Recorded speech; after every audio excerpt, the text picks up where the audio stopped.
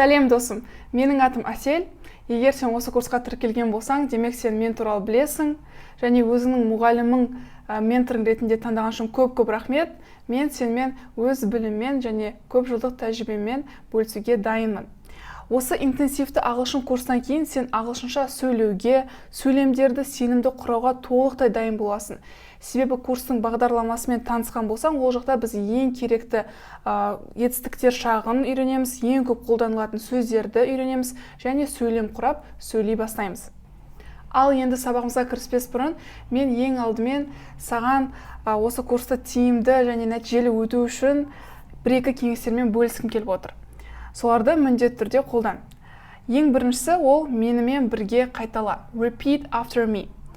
Себебі, мысал айтайық, мен бір тақырыпты түсіндіріп жатып, This is my book деп айтсам, сен менімен бірге қайталауың керек. This is my book. Себебі қайталау ол тіл үйренудегі ең маңызды нәрсе. Өйткені ағылшыннан бөлек мен мысалы Қытай тілін үйрендім, кәріс, түрік тілін. Сол үшін, believe me, сен маған ол өте маңызды. Қайталаған сайын сіз үйрене бастайсыз, жаттайсыз, қалай жазылуын қарайсыз, я? Және екінші нәрсе ол конспект жасау.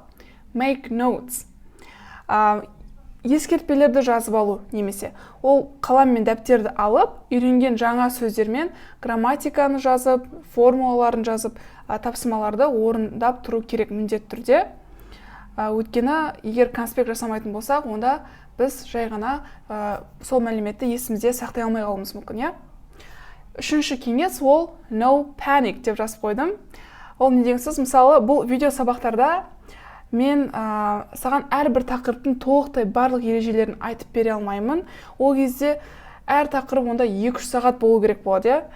Бірақ, әрине көп ақпаратты қамту үшін мен барымды салдым, керек ақпаратты таңдадым. Сондықтан арасында қиын болып жатса, немесе сұрақ туындап жатса, it is absolutely okay. Сондықтан сен өздігінен де көп жұмыс істеуің керек. Видео сабақтардан кейін, мысалы мен видео сабақтарынан кейін, басқа видео қарауға асықпа. Келесі видео сабақты көруге асықпа. Алдымен сен көрген сабақты аздап ревью жаса. Ревью бұл жерде талдау, я? Керек болса 2 рет қайталап қара. Сол кезде нәтиже міндетті түрде болады.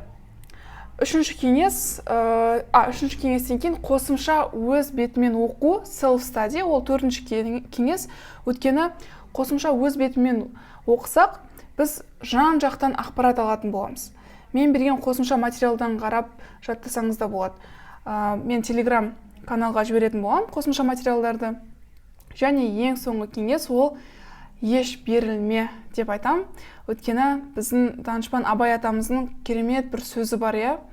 Болмасаң да ұқсапақ бір ғалымды көрсеңіз, ондай болмақ қайда деп айтпақ ғылым сүйсеңіз. Сізге ғылым кім берер, жанбай жатып сөнсеңіз, дейді. Маған мысалы ағылшын тілі қиын, менен шықпайды-ау деп адам өзін жұбатып, жаңағы ақтап шығуға тырысады. Бірақ олай істеген дұрыс емес. Абай айтқандай, болмасақ та ұқсап бағу керек. Сол үшін еш берілмеңіз.